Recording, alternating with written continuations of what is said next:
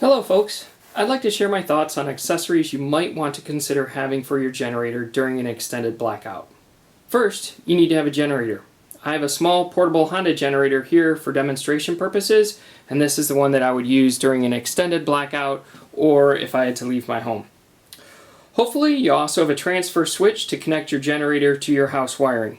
This is recommended if you want or need to power your hot water heater, furnace, or AC off of your generator.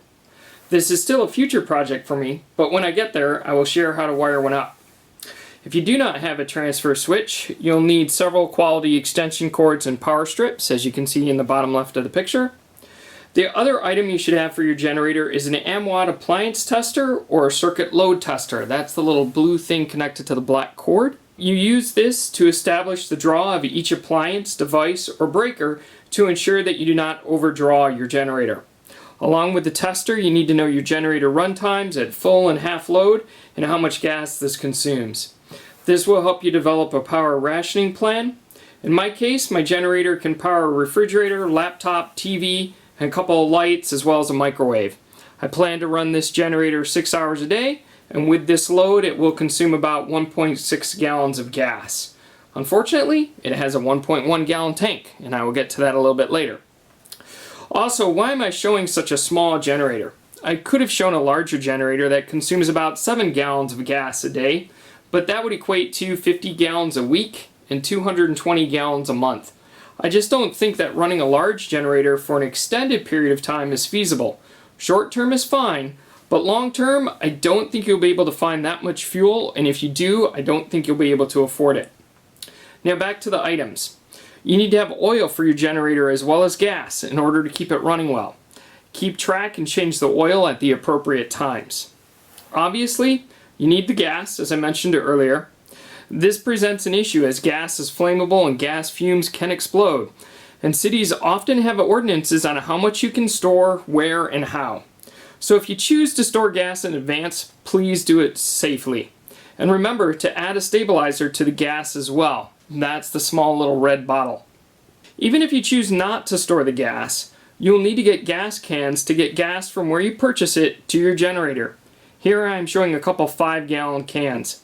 I would recommend that you be able to transport or store at least a week's worth of fuel, and remember again, safety for where you store it. The other additional item I have is an extended run tank. That's the red tank that is in the top right picture. Remember when I said I had 1.6 gallons of gas a day but only a 1.1 gallon tank in the generator? This little extended run tank solves that problem for me and connects up to the generator. Now the last two accessories that I have to recommend, some might think a little odd. The first is a siphon. Now I'm not recommending that you go steal gas from your neighbors. What I would have you consider is that your car can be a 15-gallon gas tank for your generator. If you've forgotten to buy gas cans for your generator and only have a small 1-gallon tank from your lawnmower, having a siphon can solve that problem for you. Between two cars, I could bring home 30 gallons of gas that I can slowly siphon out. That would cover 3 weeks for me. Now before you go out and buy a siphon and start eyeing your neighbor's cars, keep in mind that some cars have anti-siphoning devices. You may want to check this on your car before buying that siphon. Now if you can see the red one there with the clear hoses, that is the one that I purchased at Lowe's. I did have to upgrade the hoses to make them longer and to make them work with my vehicle and get by some of the anti-siphon devices. I also have to use a fill adapter in order to get this inserted down into the tank, but it does work with my vehicles. Now the last accessory that I would recommend is a chain and a lock or some way to secure your generator. In past blackouts, generators became targets for thieves.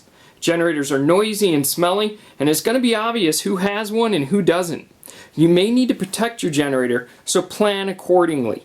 Make it difficult for people to come and steal your belongings, and that way they'll move on to somebody else who hasn't planned as well.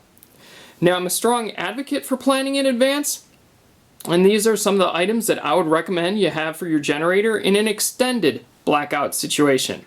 I'm also interested in other items that you think I should have on hand. There is a saying, failure to plan is planning to fail. So please give me your comments and suggestions, and as always, please subscribe. Thank you.